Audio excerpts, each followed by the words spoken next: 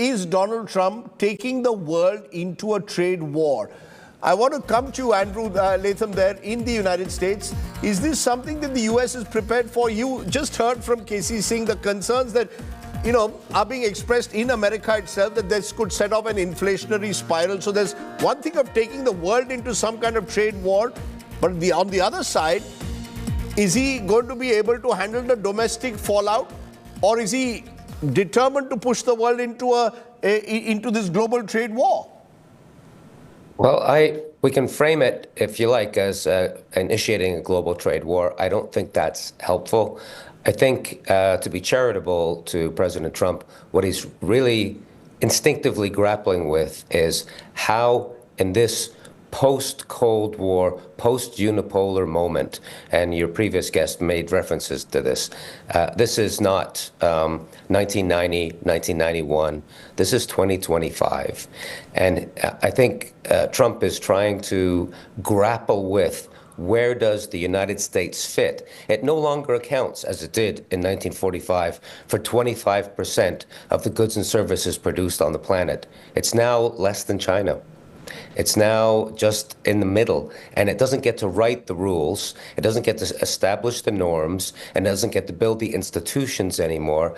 And I think Trump is kind of grappling with that. What then, in this post-unipolar moment, should the United States' role be? Should it be totally about advancing American interests at the expense of everybody else? Because it can't be what it was for the last 40 years, which was upholding and policing and maintaining the rules-based international order at the United States' expense. So I think, we're in this, Antonio Gramsci once put it this way, the old order is dying, the new order has yet to be born.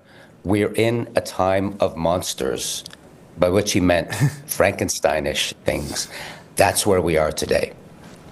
You agree with that, Peter Taylor, there in London, in Brighton? Do you agree with that Donald Trump is simply, some would believe, trying to restore some kind of balance to to the power shift that's taken away from the United States? He's trying to restore a bit of balance and bring back the United States, in a sense, into a position of power and influence. Yes, I think that is indeed a significant driver. And I think also, on a very personal level, he really wants to have a legacy arising from his presidency.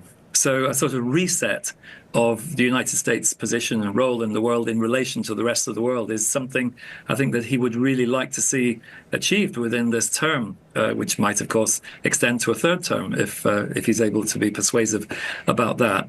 I think as well that it's very challenging, of course, to interpret the extent to which his strategy will work. But someone said recently that perhaps Donald Trump's one consistent political agenda over time, since the 1980s, has been around tariffs. He's often referred to them as a really significant element, you might say, in his approach to seeing America regain or create a new role for itself in the world. So this does feel to be quite consistent in terms of his long-term beliefs.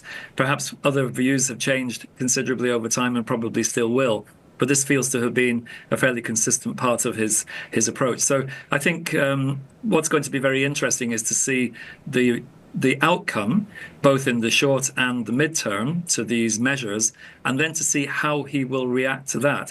I think the expectation is that his preoccupation with tariffs will continue. I think that's clear because it's a long-running belief. But I think he's going to have to respond to the impact, which will include impact on the American domestic economy. That's going to be quite important for how he moves forward to next steps. Because, Shankar Iyer, we are already seeing some countries pushing back. The European Union is warning that it will push back. Canada has certainly pushed back. So has Mexico. And they're almost bringing, in the case of Canada and Mexico, Donald Trump possibly to the negotiating table. Do you believe that this is therefore only an opening gambit in a way that Donald Trump has put, or is he taking the world into a full-blown trade war and a new global trade order?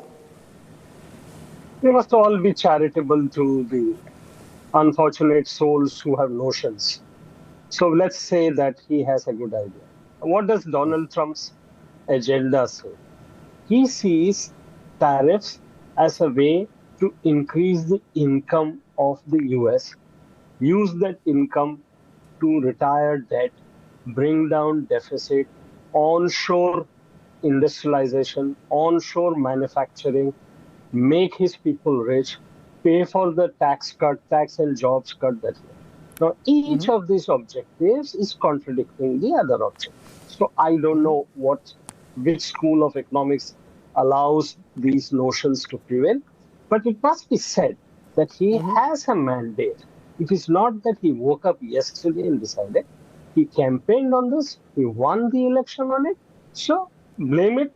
If you want to blame someone, blame the 51% of people who voted him on this campaign promise. So he is trying to use tariff as a way to restructure the American economy, and I don't think he gives two hoots as to what happens to the rest of the world.